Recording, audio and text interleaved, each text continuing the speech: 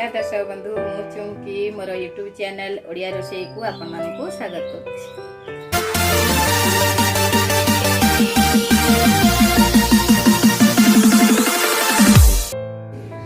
आज आपण मानक पई की नुवा रेसिपी नै की आसीछि ता हला मार्केट रे मिलुथिबा आंबसड़ा बनैया पई कोन कोन सामग्री दरकार चलंतु देखि नेबा। पचिला आंब 1 केजी, चीनी 200 ग्राम, जीरा लंका गुंडा 2 चम्मच, एथिपाई जीरा सुखिला लंका को भाजिकी गुंड कराके रखा है। स्वाद अनुसार लुण, हेंगु पाउडर आधा टीस्पून। आंब रस पाई ए भली गोटे बड़ पात्र नेबा कारण आंब चकड़िबारे सुविधा हबो। रे काटिबा चोपा छड़ेबा।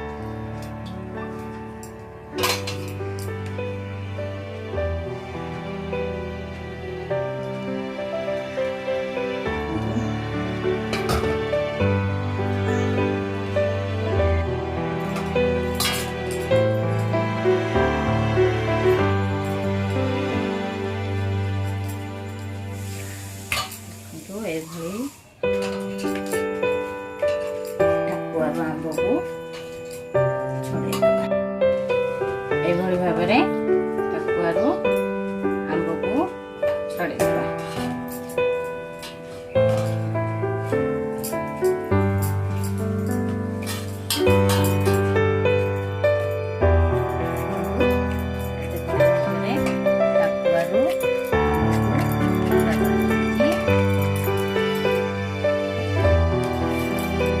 देखु आमे सब आंबर चोपा को छड़े टाकुआरू रस को बाहर करी नहींछु।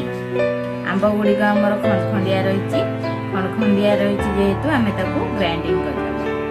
ग्राइंडिंग करले कोन हबो ना आंबसड़ाटा सॉफ्ट हबो एवं आंबसड़ाटी सॉफ्ट हबो एवं सुंदर। ग्राइंडिंग करबा पई बिरी चावल बटा होथिबा कपटी को नेबा। ग्राइंडिंग करवा।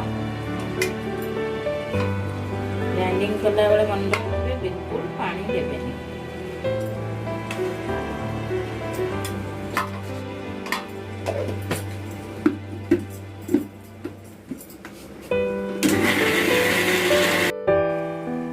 देखंतु हमरा आंब रसटी केते सॉफ्ट और सुंदर हे जाईची।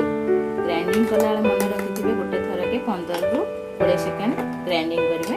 ग्राइंडिंग कला बेले पानी बिल्कुल देबेनी। एबे हमें गैस को ऑन कर देबा। तापरे गोटे बड़ कढ़ाई बसेबा। गैस को हाई रे रखिबा। कढ़ाईटा ताती गेले मीडियम को आनि देबा। देखंतु कढ़ाई हमर ताती गलानी। तापरे आंब रसटी को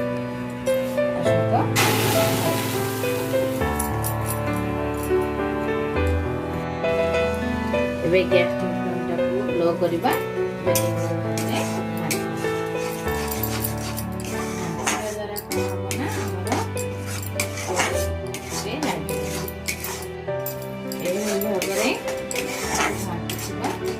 बड़का आंब रस को ग्राइंडिंग करी ढाली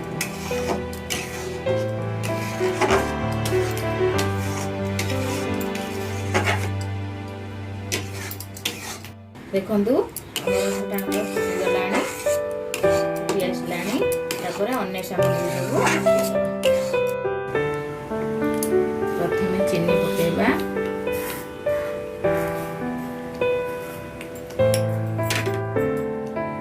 स्वाद अनुसार लुण, जीरा लंका पाउडर, जीरा लंका पाउडर,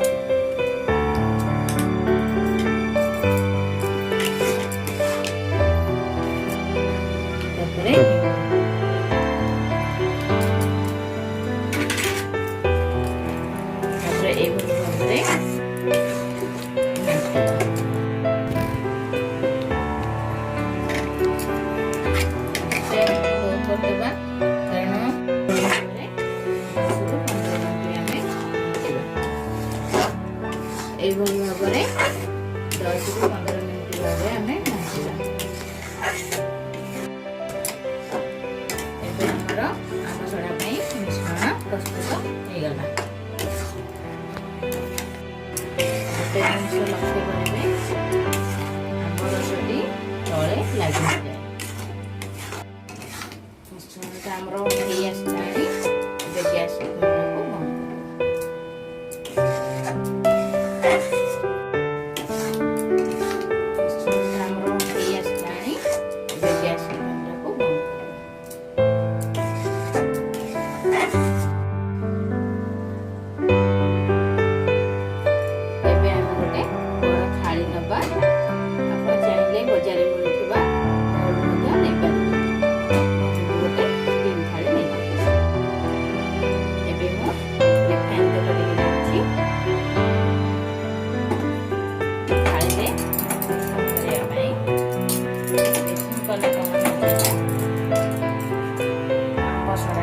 ସହଜରେ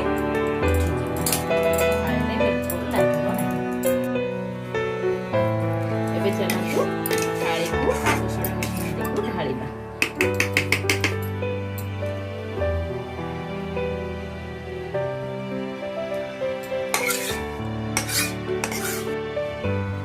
ଏବେ ସମସ୍ତ ଆମ୍ବ ମିଶ୍ରଣଟାକୁ ଆମେ ଢାଳି ସାରିଛି। ଏବେ ତାକୁ ଆମେ ଟିକେ ହଲେଇଦେବା ବା ତଳେ ଟିକେ ବାଡ଼େଇଦେବା। ବାଡ଼େଇଦେଲେ ଚାରିପଟ ସେମ୍ ରହିବ। ଏବେ ଚାଲନ୍ତୁ ଖରାରେ ଆପଣ ଟାଣ ଖରା ଜାଗାରେ ଥୋଇବେ। ଦେଖନ୍ତୁ ଆମ୍ବସଡ଼ାଟା ଶୁଖି ଆସିଲାଣି। ଏବେ ଆମେ ଅଲଗା ପାତ୍ରକୁ ଓଲଟେଇଦେବା।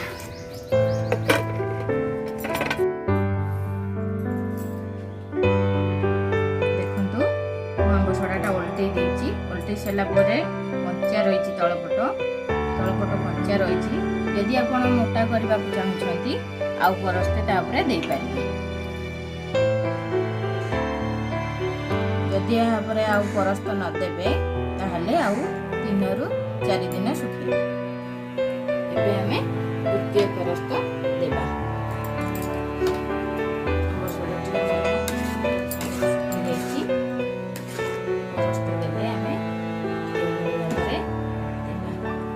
ପ୍ରୋସେସିଂ ଅନୁସାରେ ଯେମିତି କହିଥିଲି ସେଇଭଳି ଭାବରେ ବନେଇକି ଦେବେ।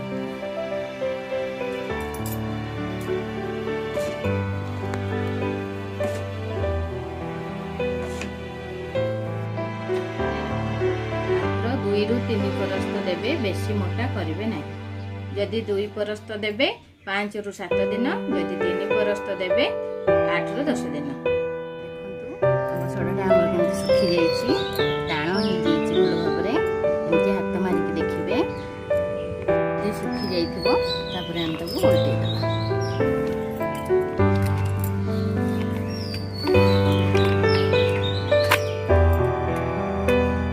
ଓଲଟେଇ ସାରିଲା ପରେ ଚେକ୍ କରିବା, ଏମିତି ହାତ ମାରିବା। ଯଦି ହାତରେ ପାଣି ଲାଗୁଥିବ ତାହେଲେ ଆଉ ଗୋଟେ ଦିନ ଆମକୁ ଶୁଖେଇବା। ଏବେ ପ୍ରସ୍ତୁତ ହେଇଗଲା ଆମର ଆମ୍ବସଡ଼ା। ଏବେ